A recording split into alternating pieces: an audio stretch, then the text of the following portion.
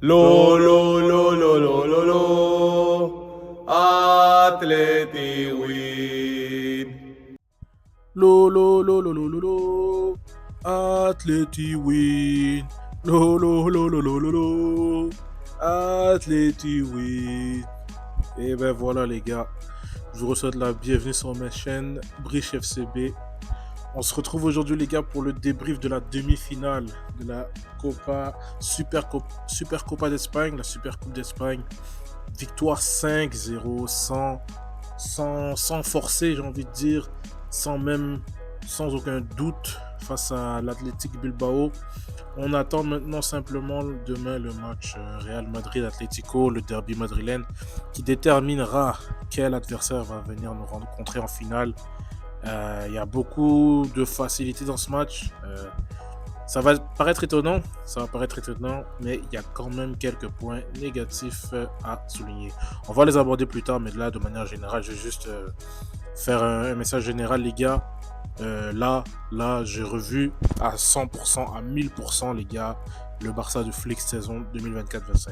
C'est exactement une physionomie de match typique des équipes de Flick. Là, les gars, on a vu un Barça qui, oui, commence pas très bien le match. Bon, on prend un petit temps faible de 5-7 minutes.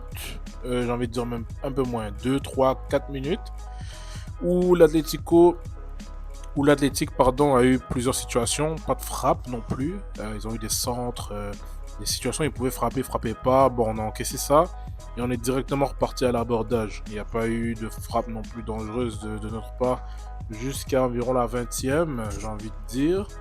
Et c'est à partir de là, les gars, comme la saison dernière, on voyait souvent un Barça qui commençait mal et qui était capable de mettre 5, 6, 7 buts dans les 30 minutes qui séparent environ la 30e et la 60e minute et la 70e à peu près.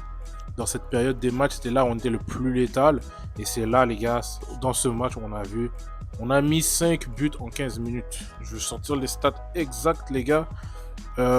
Les buts sont arrivés précisément. Le premier but de Ferran Torres à la 22e, Fermin à la 30e, Rony à la 34e, Rafinha à la 38e, les gars. Donc,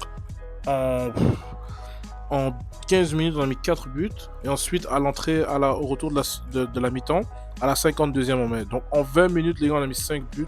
Et en 20 minutes, on a pu tuer le match, vraiment assommer l'adversaire. Et même avant les 5 buts, j'ai envie même de dire même qu'à 2-0, c'était plié parce qu'on voyait déjà quel genre de match ça allait être. À 3-0, encore plus.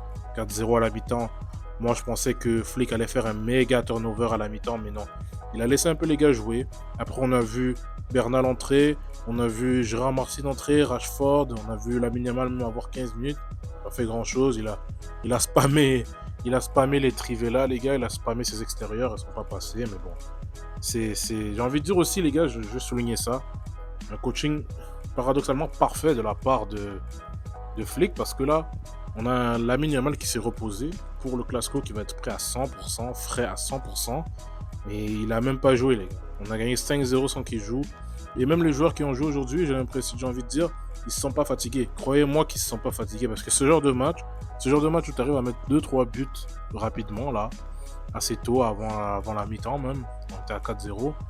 Là, après ce match-là, quand tu joues, la manière que tu cours, la manière que tu gardes le ballon et tout, c'est pas une manière de jouer qui te fatigue. Je vous promets que les gars en deuxième mi-temps ne se sont pas fatigués. Les entrants ne se sont pas du tout fatigués non plus. Donc c'est parfait pour arriver face au Real Madrid ou l'Atlético en 100% de forme, 100% d'énergie et aussi avec une confiance boostée qui vient quand même un peu corriger le début de saison, le début d'année un peu en dents de scie qui était arrivé. On avait fait un match pas très très bon face à l'Espagnol. Puis on n'était pas sur une très bonne lancée avec le dernier match de l'année dernière avec Villarreal. Mais là, le retour de la trêve, du break d'hiver, ça nous montre qu'on est relancé, les gars. Je vous rappelle que moi, je suis mes stats avec Match en direct, l'application. Je vois qu'il y a 3 joueurs, dont Fermin Lopez, Rafinha et Rony, qui ont eu 10 sur 10. Et je pense, personnellement, je pense que c'est du jamais vu. J'ai jamais vu un match où il y a eu 3 joueurs avec 10 sur 10. Bon, en même temps, c'était un match de 5-0. Et On va pas non plus remplir d'éloges Bilbao qui est dans une très mauvaise phase en ce moment, cette saison, mais particulièrement en cette partie de la saison. Ils sont vraiment dans une mauvaise phase. Donc on a 3 joueurs qui ont eu 10 sur 10 et tous les autres joueurs c'est du vert les gars. Il y a personne en bas de 7 points, il y a personne en bas de 7.5. Non, il y a Baldé à 7. Donc il y a personne en bas de 7 sur 10. Donc les gars, c'est une performance vraiment parfaite, j'ai envie de dire, dans la gestion, dans la prise de confiance, dans la lucidité devant le but, parce que il faut le dire, les gars, on n'a pas eu 1000 occasions. On a mis les 5 occasions qu'on a eues et puis ça a tué l'adversaire. Et j'ai vu même qu'on a fini avec des XG de peut-être moins de 2. Donc on a vraiment été clinique sur des occasions qui étaient un peu poussées, les gars. Notamment la frappe de Rafinha, angle fermé, et la frappe de Ronny Bardi où Unai Simon se trouve. C'est pas pour dire des cadeaux, mais c'est des occasions où on fait preuve de notre opportunisme dans le bon sens du terme, où on va mettre les petites occasions qu'on a et on n'en a pas besoin de 2 pour en mettre une, les gars. On a besoin d'une demi-occasion pour marquer et c'est ce qu'on a vu aujourd'hui. J'ai envie de souligner aussi, les gars, la très bonne performance de Fermin, parce que encore une fois, il est sur un début d'année excellent, décisif au dernier match, décisif aujourd'hui, plein de fougue. Sa frappe pied gauche première touche, elle m'a vraiment impressionné. C'est une frappe de pied fort, ça, les gars. Mais là, on a vu Fermin qui la met sans stresser.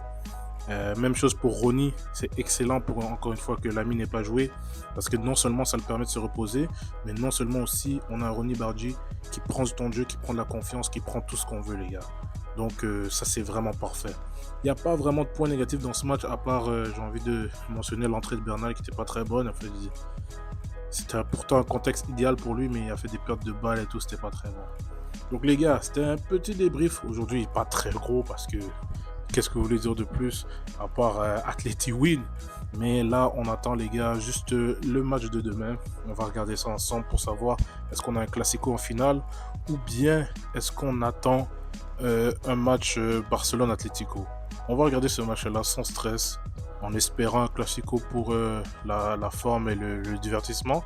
Mais sinon, les deux équipes, je serai confiant, les gars. Le match aura lieu dimanche. Les joueurs pourront se reposer. On va pouvoir faire la préparation de ce match-là. Comme je vous l'ai dit, moi, je suis un classico. Je veux les plus grosses affiches. Un classico en finale, c'est toujours intéressant.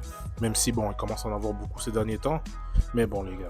Donc, ça va être ça, les gars. Le débrief va être plus court qu'à l'habitude. Mais je pense que vous avez tous kiffé le match. Je vais vous souhaiter à très vite, les gars, et à bientôt. Et comme on le sait tous. Visca el Barça! Visca Catalunya! Visca el Barça, sempre. Visca el Barça i visca Catalunya!